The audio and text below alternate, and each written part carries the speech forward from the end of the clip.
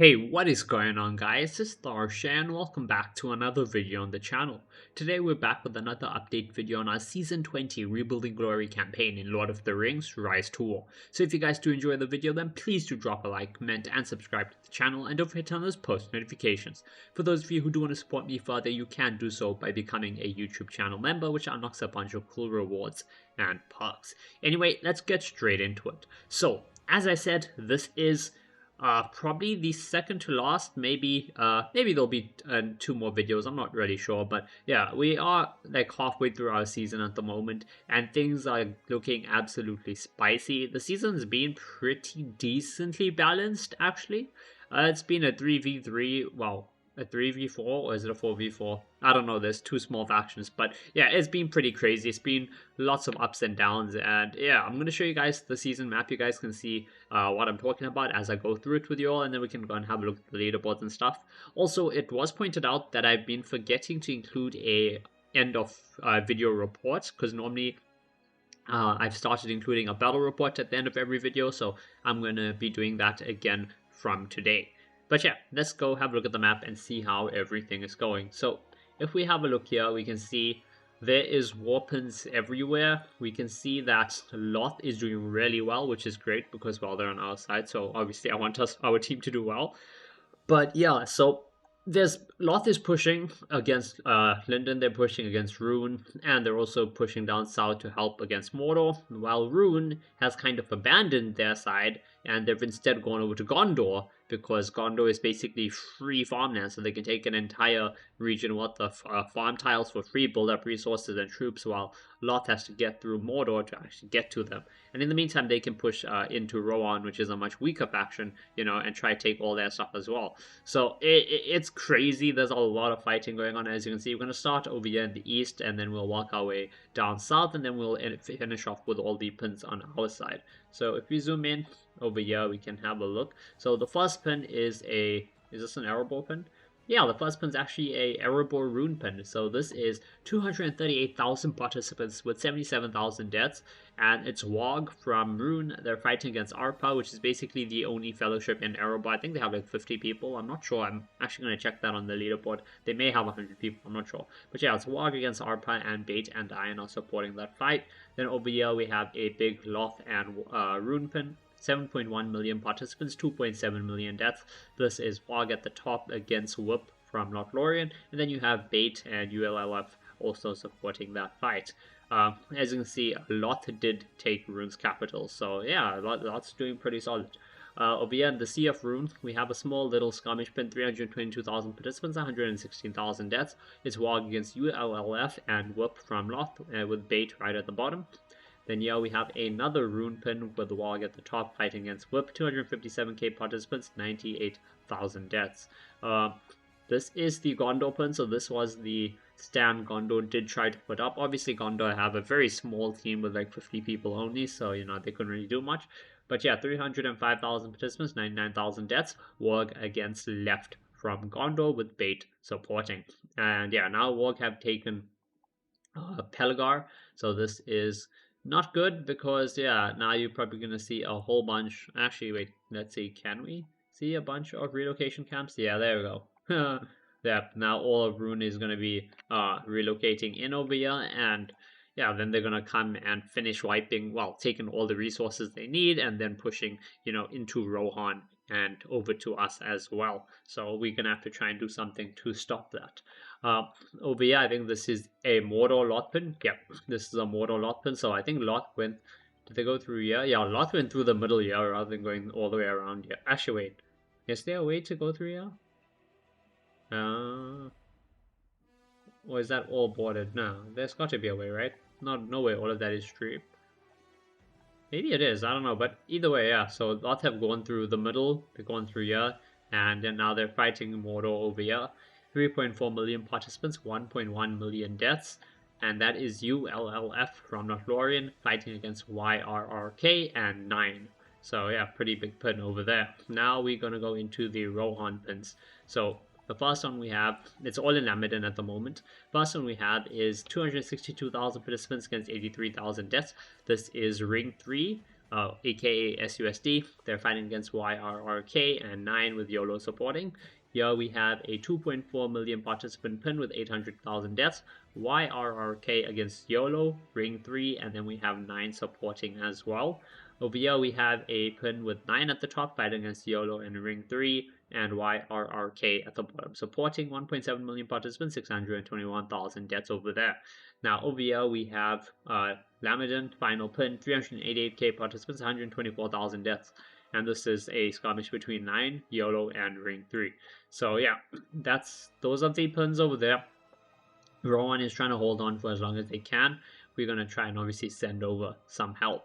Now for us, we have two big pins, two major pins.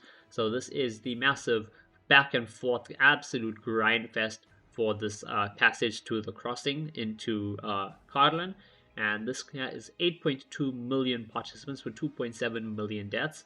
And this has been basically on the shoulders of my main ring team. So Ring 1 has been fighting this. And we have been going up against LCDM. We've been going up against Bomb as well as LCDR. Then there's obviously a few players from Ring 2 also who are fighting over there.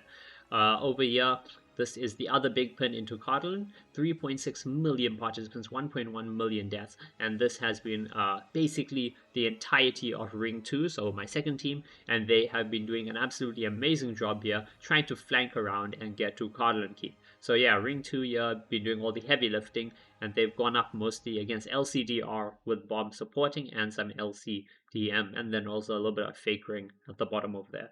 We're actually going to have a look here how far. Okay, so I think they have been pushed back. Yeah, they're getting pushed back now.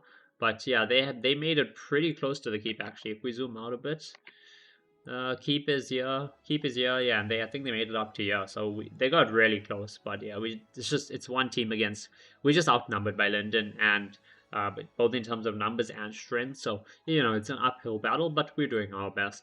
Now over here we have some Loth pins against Linden. This is 1.4 million participants, 525,000 deaths.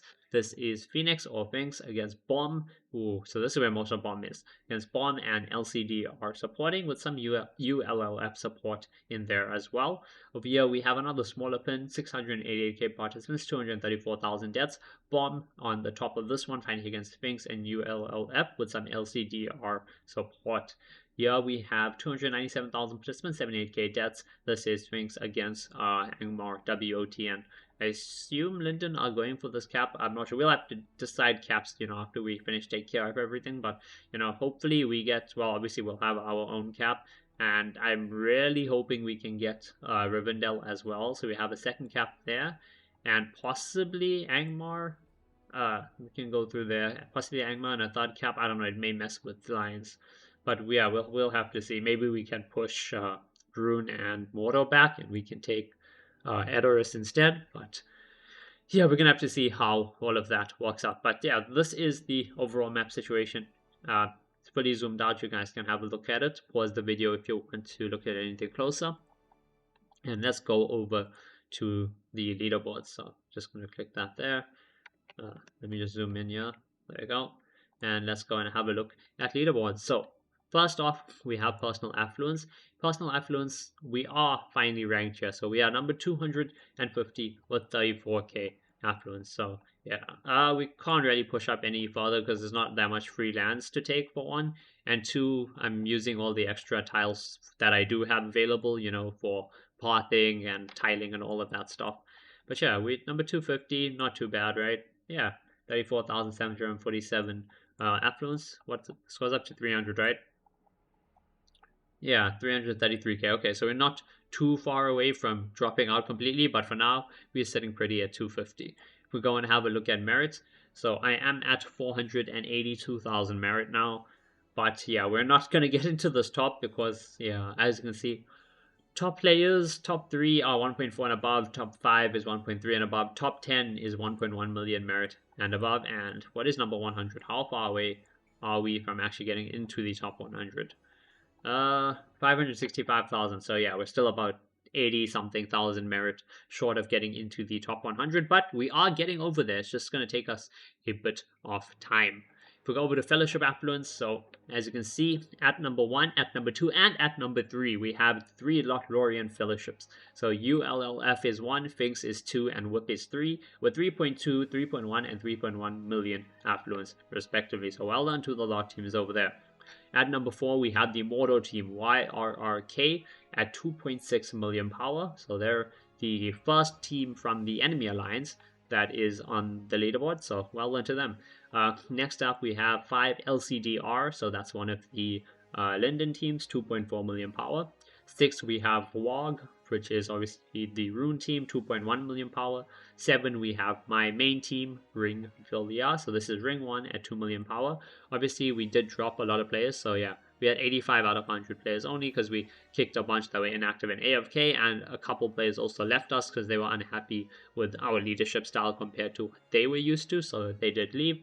At number 8, we have YOLO from Rohan, 1.9 million power. 9 is the second Rune team, Bait, at 1.8 million power.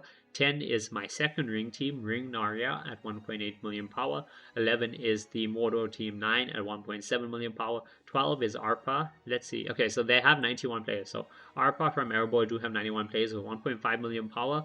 Obviously, I cannot speak as to how active or how many they actually have fighting. Could be 95 players or whatever, and 10 are actually playing. So yeah, 13 we have LCDM, which is the second of the LCD teams, 1.5 million power from Linden. 14 is Bomb from Linden with 1.3 million power. 15 is WTN, which is the Angmar team with 1.1 million power. 16 is Fake Ring, so that's Captain's Group, 900k. 17 is Ring 3, so this is our group in Rohan, SUSD, 885,000. Yeah, so it's only 50 people.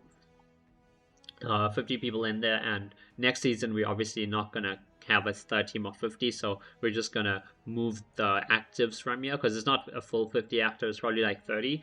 So we're going to move those 30 people, you know, into Ring 1 and Ring 2, merge them in, and we'll just run 2 full Ring teams instead. Trying to have a third team, I think, especially with no good leader to put over there, and I don't have a third account, it's a bit hard to do so. So, yeah. Over at faction points, we can see I am in the top 15. I'm at number 13 with 5,667 points. Trying to push to this top 10, that's 6,300 and above, which is going to be tough. But I think we can do it. It'll be a bit, but I think if we grind out some more merit and stuff, we should hopefully be able to get top 10. I do want to finish top 10 if I can, so yeah, but for now we're number 13. Just don't want to drop below 15 if we can help it. Development level, LOTR is first with 29 levels, Mordo is second with 19, and is third with 17, we're fourth with 15, Rune is fifth with 8, and Rohan is sixth with 7. Erebor is got 6 levels, Gondor has got 5, Angmar has got 4. Now, for the report, oh, hold up, what just got taken? Oh, nice, okay, so LOTR have taken a pass into Gondor land, so they're going to actually be able to contest Rune before Rune setup if they're quick enough. Well, I guess we're going to just have to see how that works out. But yeah, we're going to go and have a look for a nice report. So I actually have, wait, let me actually check. It may be in battle reports. Where was that report I'm looking for? So obviously all the reports I have are between us and Linden. And yeah, I'm going to showcase a Linden report, Linden honor report this time. Next video, we'll probably go and look for a Loth / maybe Rohan Mordor report. That could be pretty interesting. I am looking for a report from myself because it was a interesting fight, but I may actually go look at one of my officer's reports instead if I can't find it. Oh my god, there's been a lot of fighting overnight while I was asleep. Nope, that was not. That was the Megami fight. I could show the Megami fight, but this is just me being absolutely destroyed by Megami. As you can see, Zenith, yeah, it's not going to go Kudo fit there. This was a pretty solid fight. Oh no, this was when he was injured. Okay. We had, is this the full fight? Yeah, this was the full fight where he actually destroyed me. Very good report from for him. Let's see. Nah, okay, I can't find the report I'm looking for, guys. So you know what I'm gonna do? I have a report from Rohan.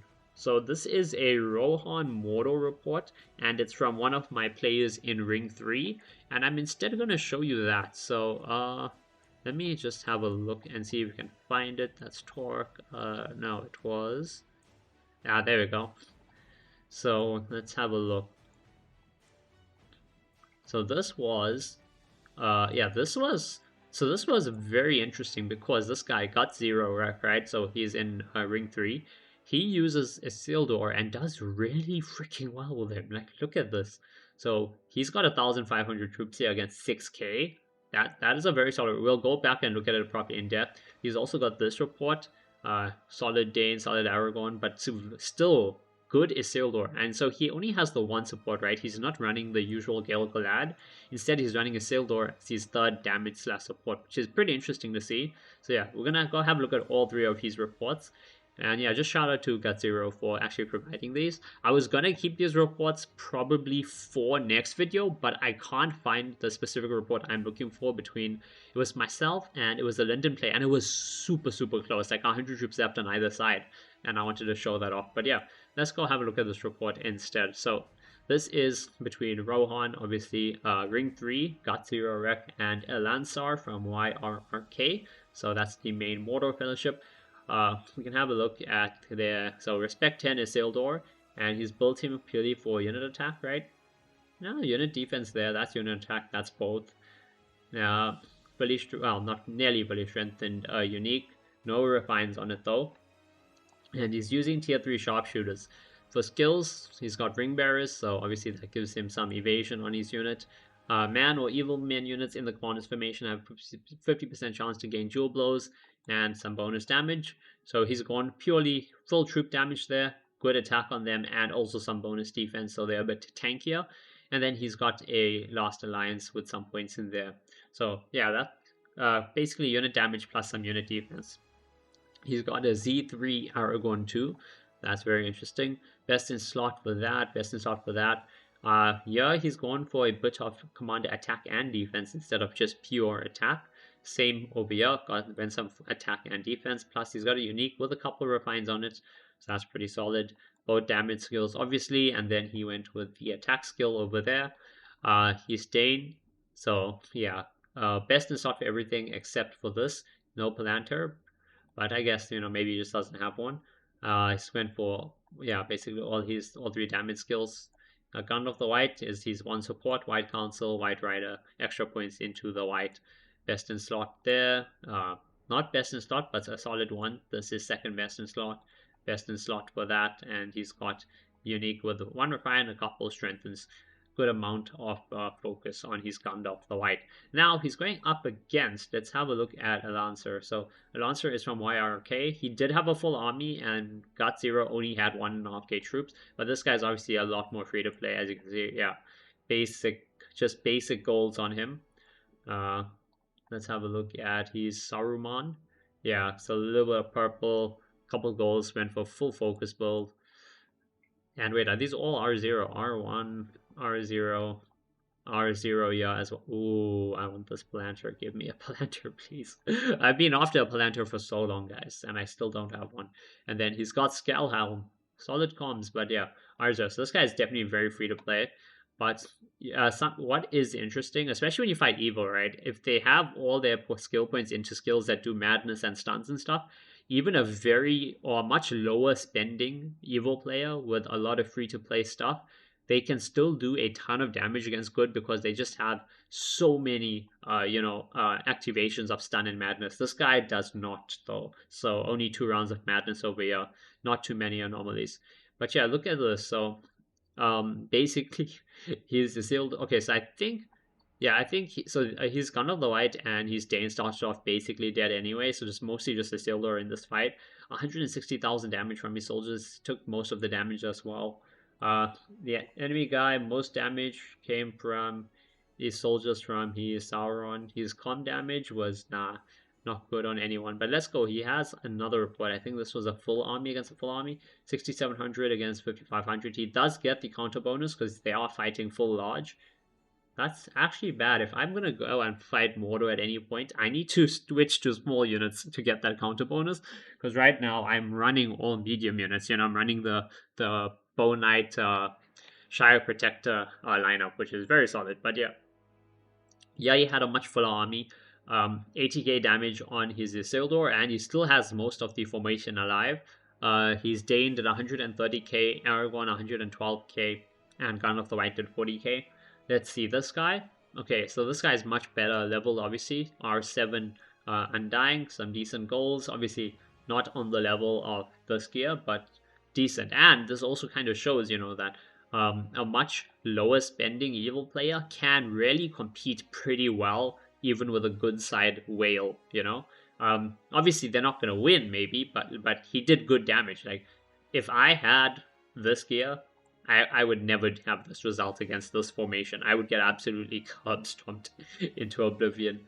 His Saruman is R6, again, some decent stuff on there. Sauron R8, decent Sauron. And his Skelhelm is R4. Now let's have a look.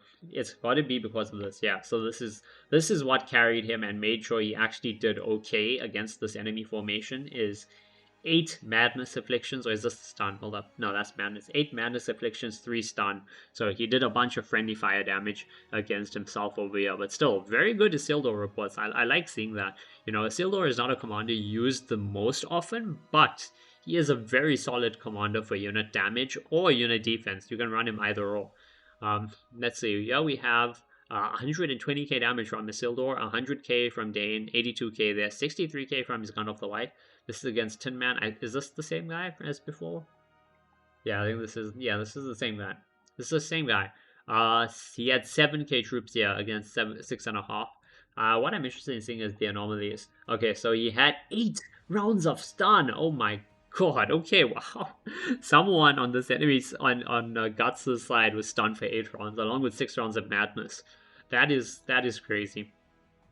And when you fight evil, you have to remember that, when you fight evil, you have to remember that you are going to be getting madness and stun the entire time. It's just madness and stun after madness and stun. So as a good side player, you need to try run something like Galadriel that has, something that mitigates that. So obviously her skill over here, it removes debuffs. So you need stuff like that, you need commanders that are going to be able to kind of counter all that madness and stun that evil can put down. But yeah, I hope you guys enjoyed the video. If you did, please do drop a like, comment, and subscribe to the channel, and I will see you guys in the next video.